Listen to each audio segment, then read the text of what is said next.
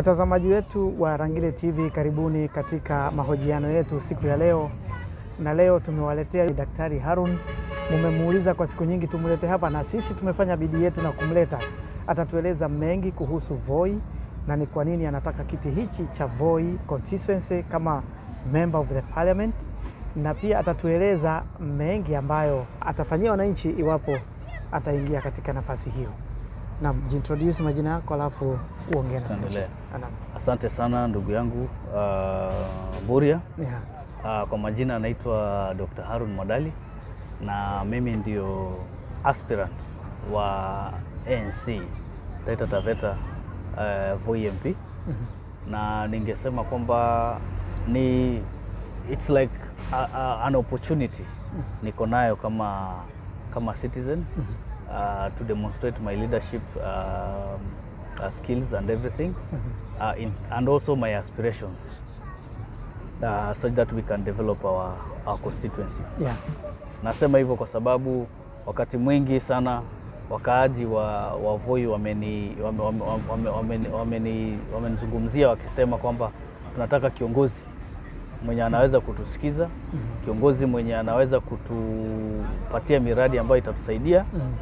Na mimi nikasikia kilio chao, kwa sababu unakumbuka mnamo mwaka 2017 nilivai nikitaka kuwa Senate, lakini after consultation with VOI residents, wakasema VOI constituency peke yake iko na utepetevu mkubwa wa uongozi. And so niliposikia watu wangu kilio chao, nikasema kwamba mwaka huu mimi nitagombea kiti cha VOI MP na sio kiti cha Senate. So I will be there on the ballot. I want to assure the people of VOI that I will actually endeavor and try my best to deliver on my manifesto. Na tangu uanze kufuata wananchi katika vijiji vyao, katika nyumba zao, pengine kuwajulisha kwamba wewe unataka kuwa mbunge, pengine umeona kuna shida nyingi ambazo utakapoingia utaanza kuzitekeleza kwao? Kusema ukweli, shida ambazo zinawasonga watu wa VOI ni nyingi sana.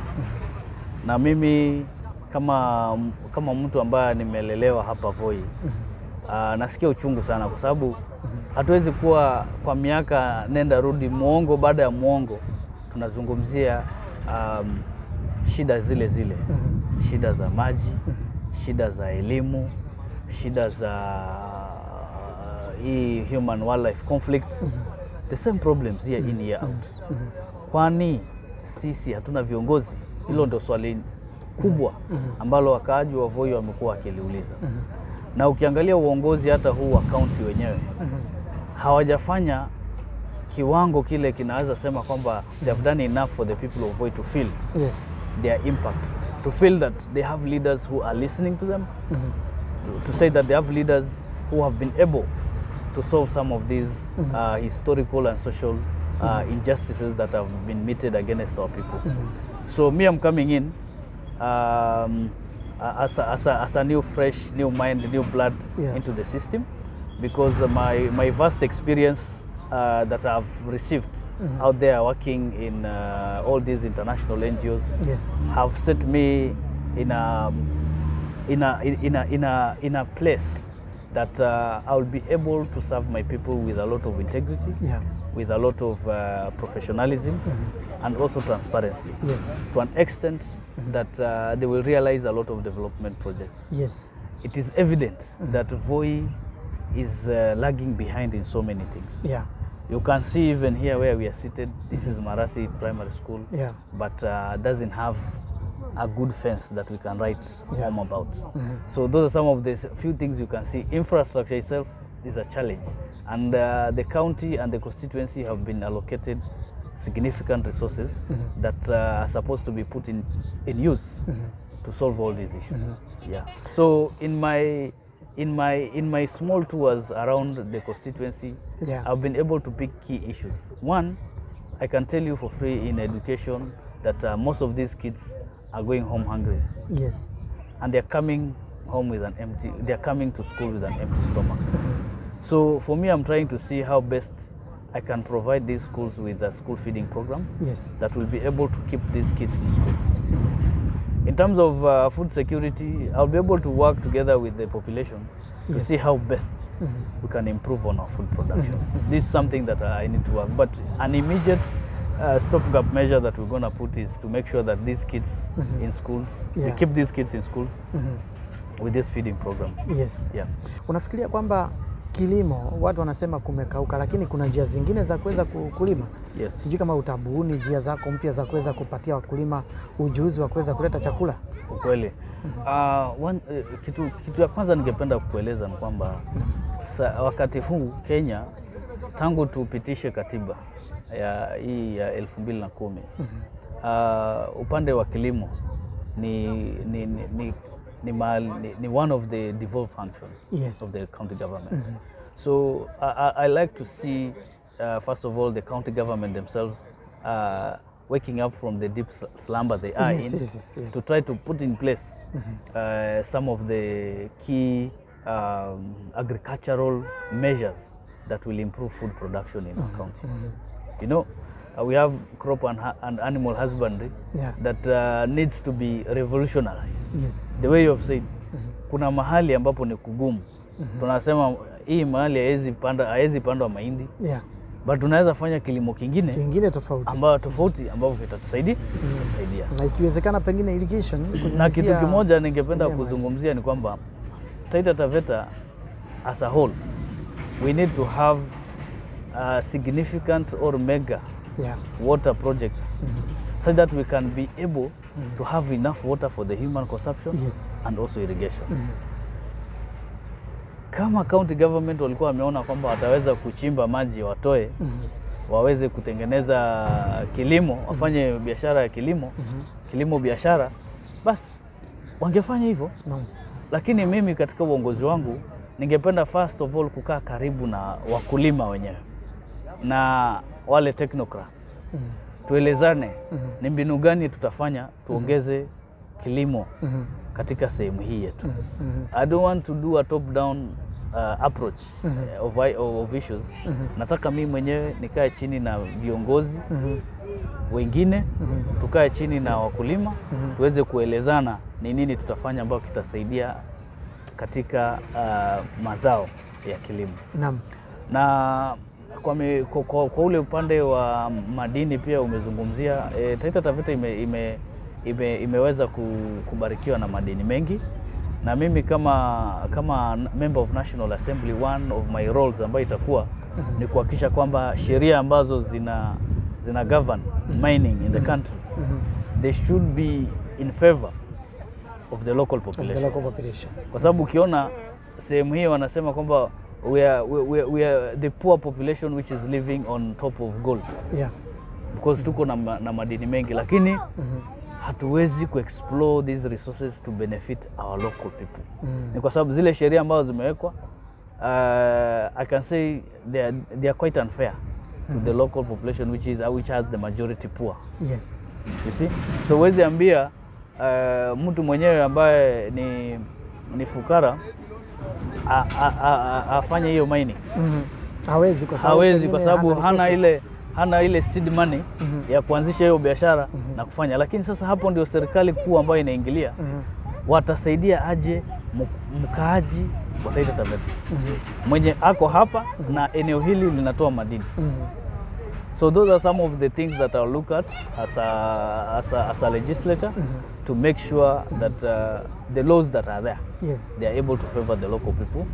Even if you are poor, even if you are rich, they will be able to favor you. To do something. Na unajua this is a national thing.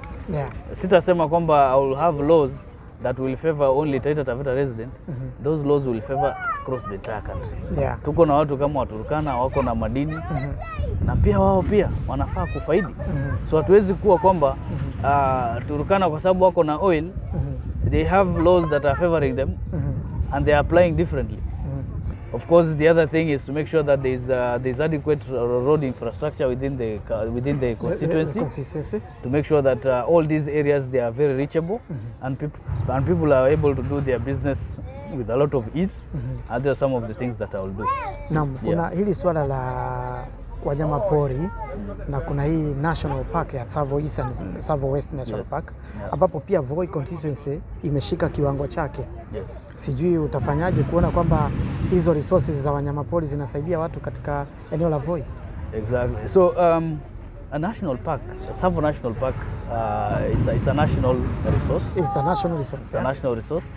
Na kitu ambao ningependa kuzungumzia kuhusu hii national park yetu ya Tsavo East na West ni kwamba lazima we have to strike a middle ground between the national government and the county government, such that the vast land that is taking almost 50+% of our county, we should find ways on how it can benefit our people also. Even if it is enacting bylaws within the national government that will benefit our people, we need to do that. As a legislator, as a legislator, I will just look at those laws that are there governing these natural resources, and we see, even if you can see 50% of the county is under national park. This is significant. We would have done maybe significant large-scale projects within the county, but we are not, because the biggest chunk of land is going to the national park and the national government also, in terms of revenue. So those are some of the things that I look at as a legislator, to come up with laws that will be able to help the local people who are coming in this area. The other thing that I will say is there is a lot of human-wildlife conflict that is affecting our people. The sad thing is there is little which is being done by the national government and the county government, and not only at the county government, but at the national government, in terms of compensating our people. Those who are injured or killed by the... Those who are injured, killed, property damaged by these wild animals, but they are not able to support us in terms of those compensation. As we speak, most of the compensation report that I saw that was tabled in Parliament some time back shows that most of the compensation are being done up to 2013. So you ask yourself, between 2013 and 2022, what has been happening? And I will say this, and this is feedback maybe to KWS or even Minister of Natural Resources and all these guys who are dealing, and the environment, who are dealing with whose national parks are under their docket, that they need to actually adequately educate the population concerning these issues of compensation. Because sometimes these animals, they destroy the crops, they destroy everything, and those salient things that are supposed to be taken up in terms of records by the farmers, they have been destroyed as evidence. So by the time the team is coming in to collect some evidence and report concerning the damage that have been done, most of the, I can call it a crime scene, has already been damaged. So little will be captured at that point for these people to be compensated. I don't know, it is a deliberate move by these people, or it's something that it's by design. I don't know, but it's something that needs to be worked on. And as a leader, I will try my best to work together with these people, and try to see how best we can navigate through this. I know the national government has been allocated enough resources for these national parks, so why don't they come up with a very good fence? We have seen mega projects being done, like say SGR, they have been done. We have seen even a whole fencing project that was being done for the border of Kenya and Somalia. Why are we not having good fences through the national park? Within national park and the locals, such that we don't have, we stop this human-wildlife conflict. Yes, we should be having a very good fence around these national parks, such that these animals are not able to cross over and damage our crops. Kura ambazo zinapigwa ndani ya VOI, eneo bunge la VOI, ni kama takriban ngapi, na pengine unapishana na watu wangapi kuweza kwamba mnafuata kitu kimoja?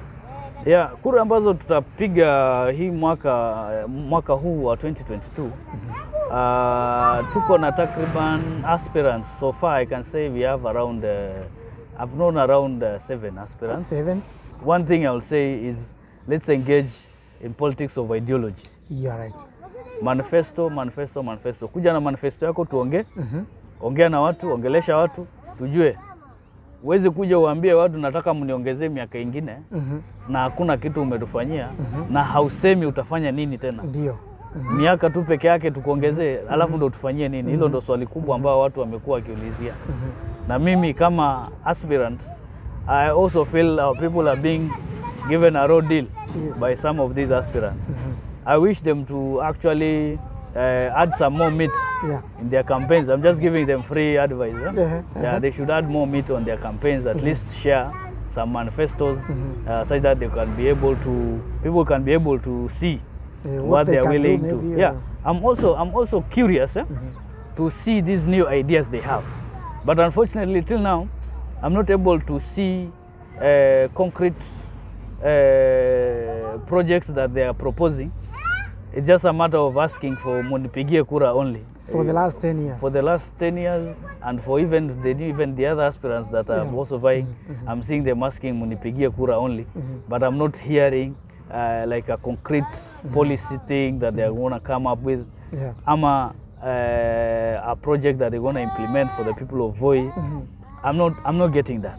I'm thirsty and curious to see them coming out and telling VOI people that we deserve better, we can do some of these projects. Like for me, I've come out, I've said clearly, I want to have a school feeding program, and I'll sponsor key students who have passed well, and they wish to do these prestigious and noble courses like, say, medicine, law, engineering, in any of the sectors, and maybe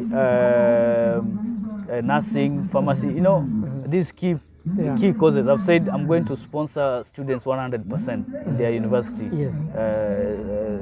education. So we want to hear such. And I'm challenging them to come up with such ideas. And then we can see what we can do. Once we engage on an ideology competition, the people of VOI themselves, they will decide. And it will be a win-win situation for everyone. And I'm calling upon the VOI people to actually scrutinize all the aspirants who are vying for the seats of VOI MP, and they should know that we are looking for ideas. Unapotembea ndani, watu wamezoea kwamba mwanasiasa anakuja na pesa. Sijui kama umepata hiyo changamoto kwamba ukienda wanatamani uwaachie kama vile walivyozoea huko nyuma, ama wamebadilika thinking yao, wanataka mtu si pesa? Kusema ukweli, siasa imekuwa ngumu kidogo, kwa sababu ukienda kila mahali expectation ni kwamba baada ya mkutano unawaachia lazima utusaidie na kitu. Wanasema wanataka transport ya kurudi nyumbani, which is a genuine request. Na nimeona they are willing to take anything you will give them, because for sure mtu ambao umemleta kwa kiwanja ameacha shughuli zake, amekuja amekusikiza kwa muda wa masaa kadhaa. It's prudent enough kama unaweza mpatia transport ya kurudi nyumbani, but it should be a genuine request for someone. But for me, I feel like my take on this is if we can engage on ideas, come voluntarily, listen to my policies, listen to my manifesto, and you go back and make a decision. Because sometimes it won't be sustainable. It won't be sustainable. Because ukikuja leo tuzungumze, nikupatie, niende kwingine nizungumze, niwapatie. By the end of the day, I've invested a lot of resources, and this is where now the problem comes. If I've invested a lot of resources in this campaign, I will be inclined, once I'm elected, to try to recoup the resources that I'm investing. And this is where the corruption thing comes in, because how am I going to recoup this money? It's maybe from very weird means that I don't want to talk about. So these are some of the things that we look at. Like, say, if the population can actually watuone huruma,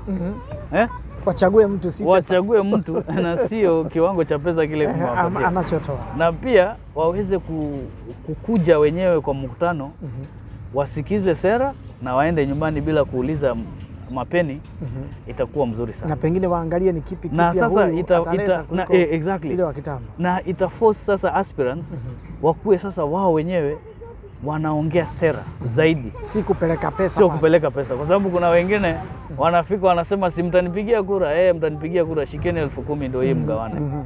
Na kesho watakuja wakuulize, wewe bwana maliza kuongea na utupatie ile umetuletea.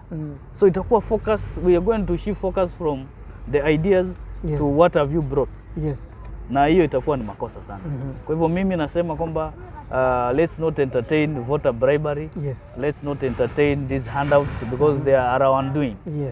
The best thing we can do, let the population just come voluntarily to come and listen to the leader and make a decision voluntarily.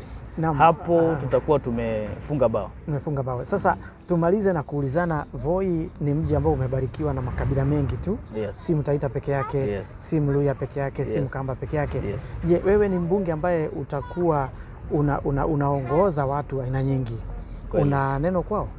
Mimi nataka niwaambie ndugu zangu ambao si Wataita, ambao wanaishi Voi constituency, kwamba mimi niko tayari kusimama na nyinyi katika kila hali.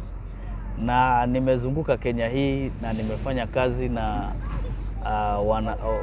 kila kabila na sitabagua mtu yoyote.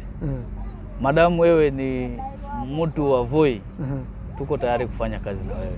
Sichagui. Watu wanaishi Nairobi, si ndio? Kweli.